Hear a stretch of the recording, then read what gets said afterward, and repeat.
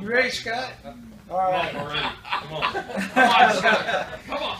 Scott Deboer is he is a ESD 9 commissioner, and he is up for re-election. So thank you for being here, Scott. Oh, he would have been here 3 weeks ago, but he had a prior appointment with his kids, so you can't blame him for that. At least I don't. Thank you, Scott. Yeah, thank y'all for having me a few weeks after the original time. So I really appreciate it, chance.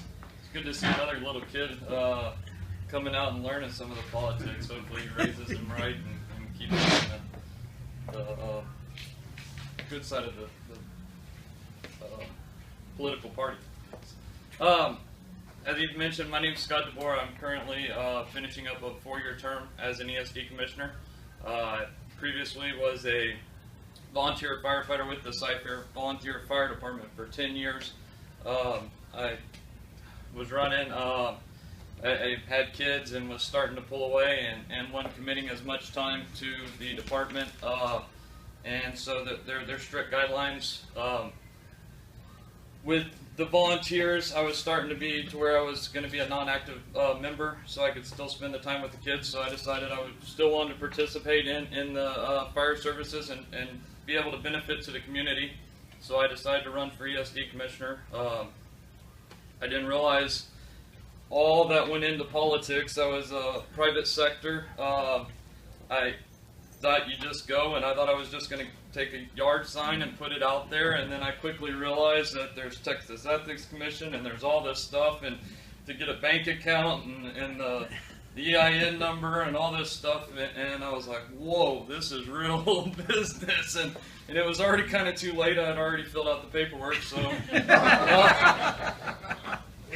I went ahead with it, made it. I hope that I've done a pretty good job. I can't say that everything has absolutely gone perfect since I've been on the board. We've had some little things that we've worked out. Started out, we had the general manager for the ESD at the time when I took office, made it and became the fire chief. So we lost our general manager.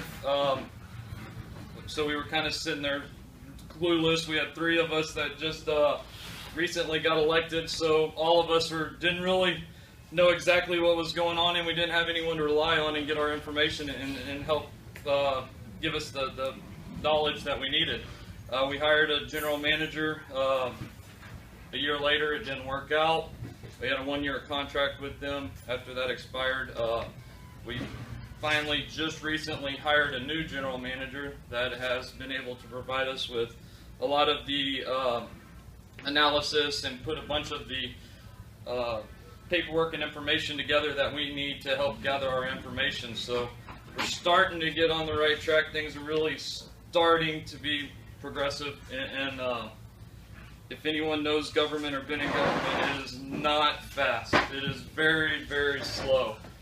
So one of the biggest downfalls that I've seen is that, and I say it as a downfall, is but when you go to have a meeting and you find something important and you need to have a meeting about it, well, it's 72 hours before you got to post it, and then 72 hours later you can have your meeting. So you got to kind of judge, well, can it wait another week when we're having our regular meeting? So it's trying to put all that stuff together. But we've purchased land. We've completing 1 station, grand openings today, 2 to 4 right down the street over here. That's one of the recent projects that we've been working on. We got 3 other stations that are nearing completion. We've purchased a building to put all the admin and maintenance shop and everything in one building. Currently it's in a whole bunch of buildings, so it makes it ineffective, because if you need to communicate, they're having to go back and forth. So we're in the process of doing that. We're in the process of purchasing a couple other pieces of land to get new stations and move forward. I know it's been brought up that we had a $40 million reserve. Well, based on the ESD rules in the state, is one of the recommendations is to have a 1.5 years of reserves for your operating expense. So that the 40 million is really your 1.5 years reserve. One instance, and the reason for that is if you look in Galveston after, I believe it was Ike, when I came through, a lot of their tax base went away, and so when you lose your tax base, you lose a lot of your revenue, and so you don't have the money to continue to operate. So that they were hurt pretty bad with the Ike. Trying to think, trying not to ramble. I hope I'm doing good. I guess that's it. If y'all have questions, How often does the board meet? once a month, unless there's a special meeting recalled. Is it the second Monday or? It was to follow the fire department, which is the contractors board meeting. So we were scheduled to go after it. I believe it's the third Monday. Generally. The third Thursday. Yeah, Thursday.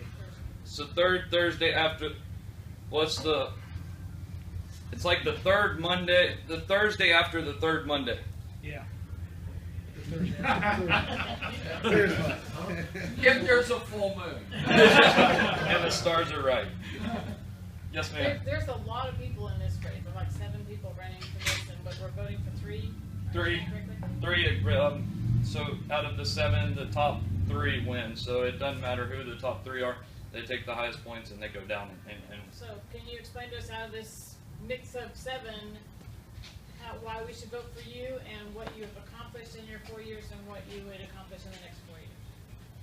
I'm running for y'all. One of the things that I did recently this year, legislation was approved to make the ESD commissioners pretty much their pay to where it could equal that of the MUD districts. So the MUD districts can make $150 each meeting. ESD commissioners previously was only $50 a meeting. It got up to agenda on our item. I voted no, not to raise it to the $150, so we did keep it at the $50 because I feel that I'm really trying to give to y'all. That's the only reason I'm really running, is to make sure that taxes remain balanced and try and provide a balanced service.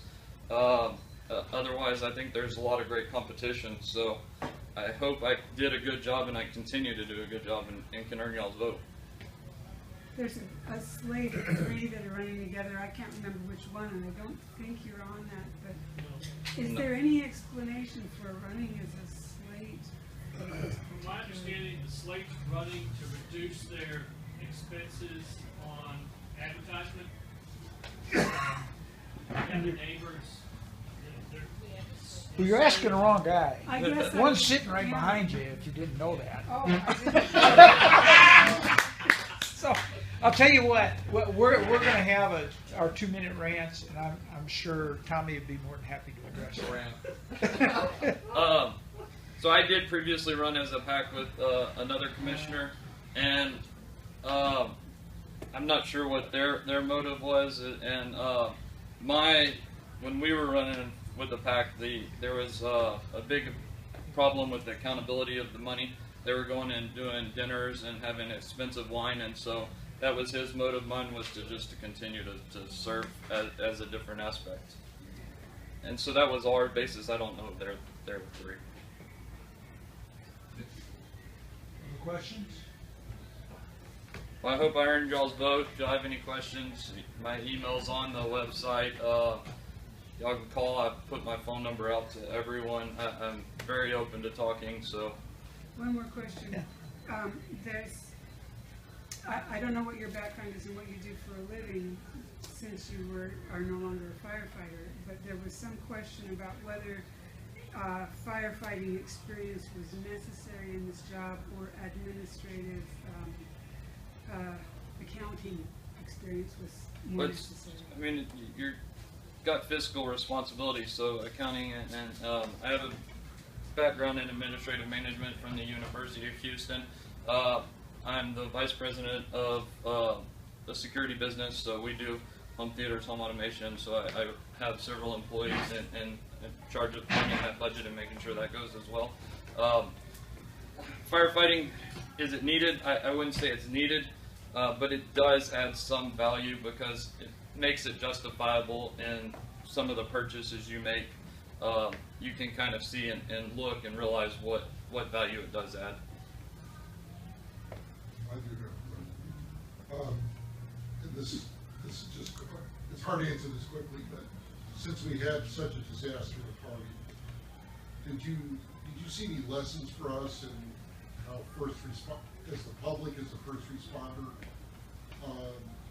Were there any lessons there for us about how we can make the public better first responders? And I'm going to give you an example, maybe what I'm talking about. There's a lot of discussion after the fact about people that were trying to pull down walls and getting dust and mold, and they weren't wearing masks. Everybody was volunteering out there. They were carrying all kinds of stuff down without any, pulmonary protection at all. It was just one example of how dangerous it can be to be a first responder in the public. However, it's obvious that the public did a great job in many areas. So what lessons do you see for us in that? I didn't get too much I haven't seen any real reports on that. I know one instance of where a private guy was trying to rescue a family over near the Bridgelands, and he ended up, their boat ended up overturning, so we had to go rescue them, and the fire department had to go rescue them and the rescuers. So it can go bad if you don't have the training and going in the certain waters. I know we prepared for flooding with the purchase of four swiftwater boats, and then the high water vehicle, and the fire department did a really good job. One of the things that they did was they did kind of an EOC is what they called it, where they had the command and the dispatch and everything together in one building. So we're kind of the plans that we're currently working on for that new complex incorporate some of that stuff to where emergency situations, and that new building will also have a backup dispatch. So we currently have 2 backup dispatches. One's this little bitty trailer with a couple chairs in it. So this would suffice as a full dispatch center as well. Did I answer your question? I go off on tangents sometimes, so I wanted to make sure. Is this new building planned in an area that won't flood? Or is it up high or something? It is 3.5 foot higher than it was on a building that was for like 18-wheelers backed up to it, so it is significantly higher than the surrounding area, and that whole area did not flood. It's right there on Telge and 290. It's called Mattress. Old Serta building. Other questions? All right, Scott. Thank Thank you all.